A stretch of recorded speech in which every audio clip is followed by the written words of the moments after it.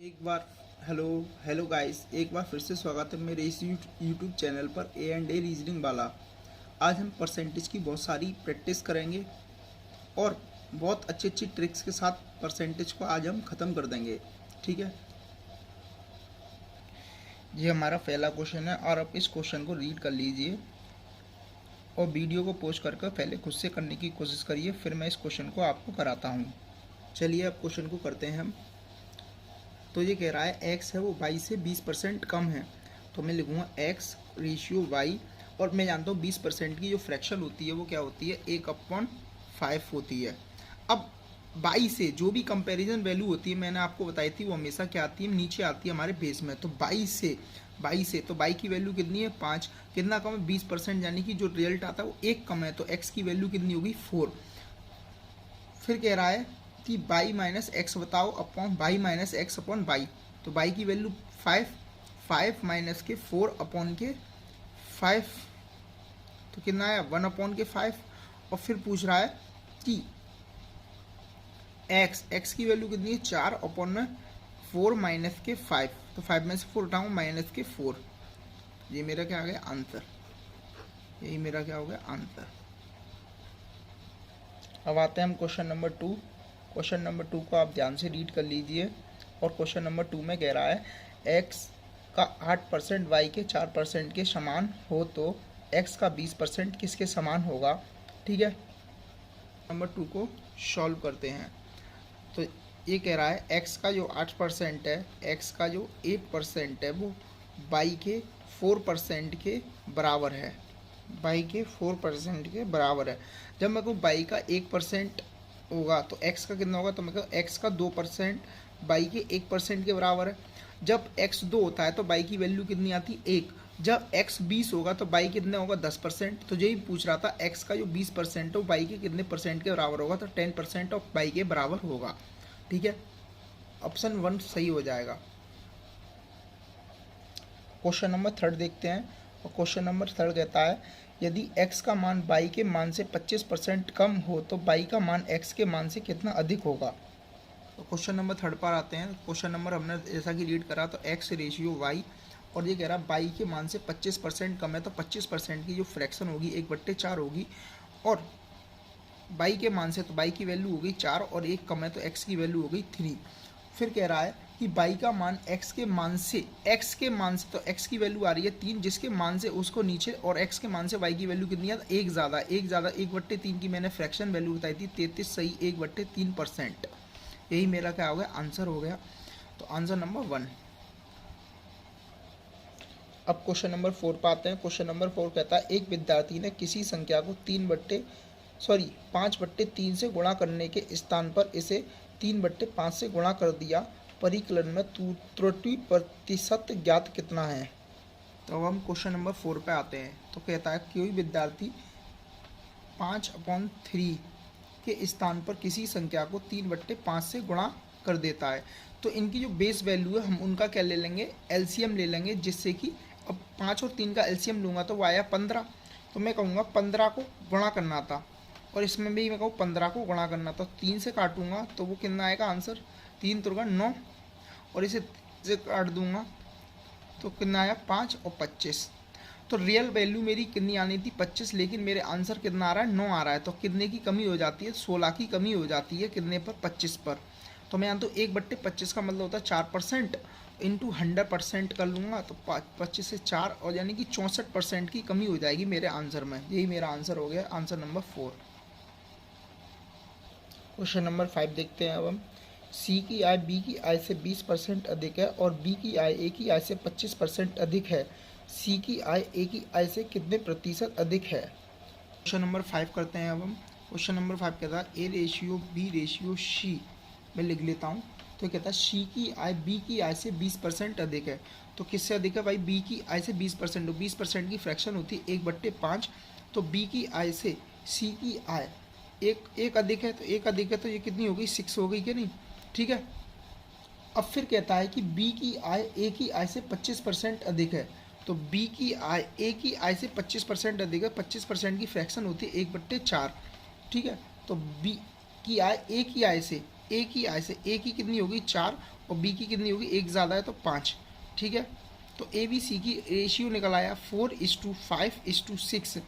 तो क्वेश्चन में पूछ रहा है सी की आय ए की आय से कितने प्रतिशत अधिक है। तो सी की ए की आय से, तो ए की आय से, तो ए की आय से ए की आय नीचे, और सी कितने अधिक है, ए की आय से तो 2 अधिक है, तो यानी 1/2। 1/2 का मतलब होता है 50% अधिक है। यही मेरा आंसर हो गया सेकंड। क्वेश्चन नंबर 6 करेंगे।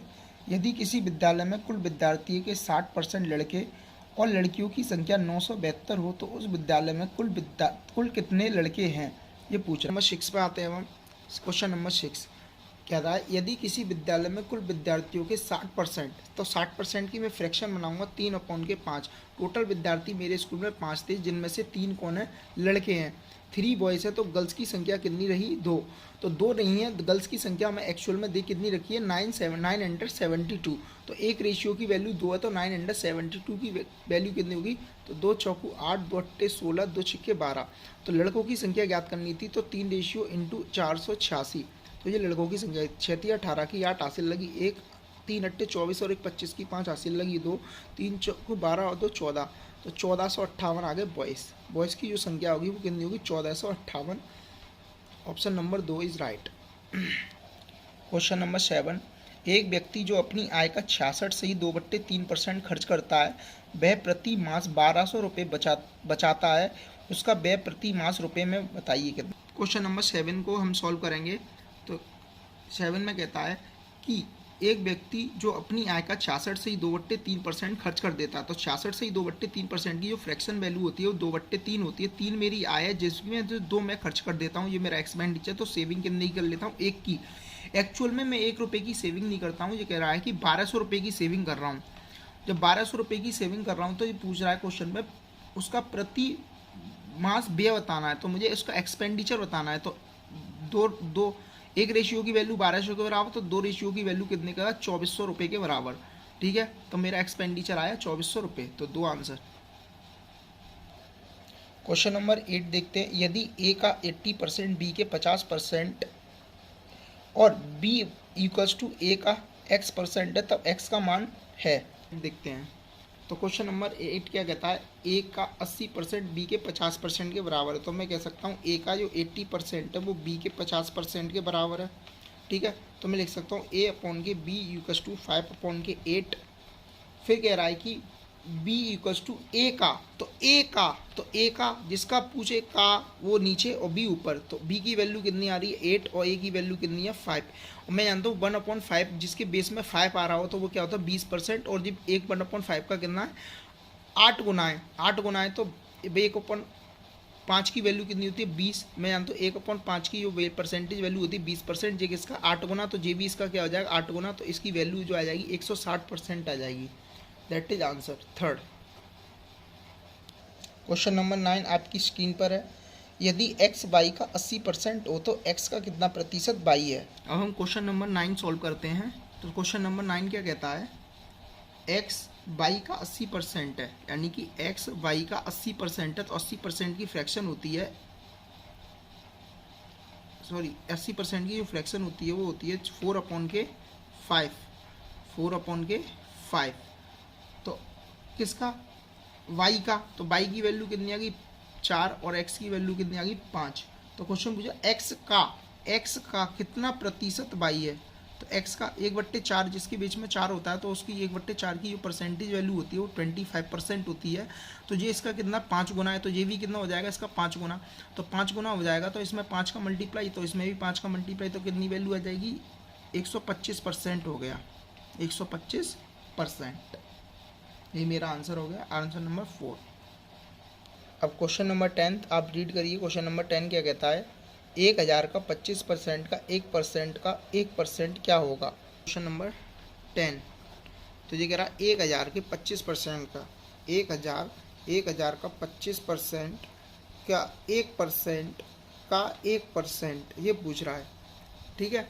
तो मैं क्या लिखूँगा, 1000 मल्टीप्लाई 25% की वैल्यू 1/2, 1% का 1/100, तो ये 2 कट गया। फिर इंटू 1/100 लिखूँ, इस 0 से 0 कैंसिल आउट, और मैं 1/4 का 0.25 आ जाएगा अपॉन के 10, तो 0.025, ये मेरा आंसर हो गया। क्वेश्चन नंबर 11 रीड करेंगे। किसी विद्यालय में कुल विद्यार्थियों का 70% लड़कियां हैं, लड़कों की संख्या 510 है, तो विद्यालय में कुल विद्यार्थियों की संख्या है। नंबर 11 को सॉल्व करेंगे। क्वेश्चन नंबर 11 क्या कहता है, किसी विद्यालय में कुल विद्यार्थियों का 70% लड़कियां हैं, लड़कों की संख्या 510 है, तो विद्यालय में कुल विद्यार्थियों की संख्या बताइए। तो कोई भी चीज़ होती है अपने आप में 100% होती है। 100% में से 70% लड़कियां, तो लड़कों के कितने बचे 30%, और 30% की जो वैल्यू दे रखी है हमें वो 510 दे रखी है। तो इस जीरो से जीरो 3 से ये कितनी बार गया 70, तो मैं कहूँ 1% की जो वैल्यू आ गई वो 17 आ गई। तो मैं कहूँ 100% की वैल्यू कितनी होगी 1700 के बराबर होगी। तो कुल विद्यार्थियों की संख्या कितनी होगी 1700। यही मेरा क्या हो गया आंसर। क्वेश्चन नंबर 12 रीड करेंगे। एक व्यक्ति अपने धन का 50% भाग अपने पुत्र को और 30% भाग अपनी पुत्री को देता है। शेष राशि का 80% किसी ट्रस्ट को दे दिया जाता है। अब यदि उस व्यक्ति के पास 16,000 रुपये बचे हों तो उसके पास प्रारंभ में क्या धनराशि थी। कॉल करेंगे अब हम। क्वेश्चन नंबर 12 कहता है कि एक व्यक्ति अपने धन का 50% भाग अपने पुत्र को और 30% भाग अपनी पुत्री को देता है। मैं कहूँ उसके पास आरंभ में जो धन था वो x रुपये था, जिसमें से उसने 50% भाग अपने पुत्र को दे दिया और 30% भाग अपनी पुत्री को दे दिया। तो टोटल उसने अपनी राशि का 80% भाग दे दिया। तो अब उसके पास बचा कितना 20%। 20% की फ्रैक्शन होती है 1/5। ठीक है, फिर आगे कहता है शेष राशि का, यानी जो बची हुई राशि, उस राशि का 80% भाग किसी ट्रस्ट को दे दिया। तो फिर उसके पास क्या बचा, बची हुई राशि का भी 20% बचा। अब बच्चे और लास्ट में जो पैसे जो बचे जाते हैं उसके पास वो 16,000 रुपये बचे जाते हैं। तो मैं कहूँगा x इंटू 16,000 25। तो x यानी कि 0 की 0 0 की 0, 25 छिक्के 150, हासिल लगी 15, 25 से कम 25 और 25 और 15 कितने को 4। तो 4 लाख रुपए थे शुरुआत में, उसके पास कितने रुपए थे 4 लाख रुपए की धनराशि थी। यही मेरा क्या हो गया आंसर हो गया। क्वेश्चन नंबर 13 को रीड करेंगे। 10,000 रुपये का 33 सही 1/3% का 0.15% है। जैसा कि आपने अपनी स्क्रीन पर देखा अभी, ये 10,000 रुपये का, ये कह रहा था 10,000 रुपये का 33 सही 1/3% की फ्रैक्शन वैल्यू 1/3 का 0.15%। तो 0.15% का 100, इस 0 से ये 2 0 कैंसिल हुआ, और 15 के 100 का इसमें मल्टीप्लाई कर दूंगा तो ये हो जाएगा 15 मल्टीप्लाई बाई 1/3, और 3 से काट दूंगा तो इसका आंसर आ गया 5। यही मेरा क्या हो गया आंसर। क्वेश्चन नंबर 14, x का 30% 72 है, तो x का मान है। क्वेश्चन नंबर 14 को सॉल्व करेंगे। क्वेश्चन नंबर 14 क्या कहता है, x का 30%, तो 30% की जो फ्रैक्शन बनी 3/10 बनी, जो 72 है। ठीक है, 3 से कैंसिल आउट हो जाएगा, 3 1 जा 3, 3 2 जा 6, 3 4 जा 12। ठीक है, तो x की जो वैल्यू आ गई 240 आ गई, 240। यही मेरा क्या हो गया आंसर हो गया। क्वेश्चन नंबर 15, यदि a प्लस बी का 15% equals to a minus B का 25% हो तो b का कितना प्रतिशत a के बराबर होगा। क्वेश्चन नंबर 15 करते हैं अब हम। क्वेश्चन नंबर 15 क्या कहता है, तो क्वेश्चन नंबर 15 कहता है a प्लस बी का 15%, तो मैं कहूँ a प्लस बी का जो 15% है वो बराबर है a माइनस बी के 25% के। ठीक है, तो मैं कंपोनेंटो डिविडेंडो से क्या करूँगा, a प्लस बी इधर लाऊंगा, a minus B equals to 25 का कितना 5 और इधर 3।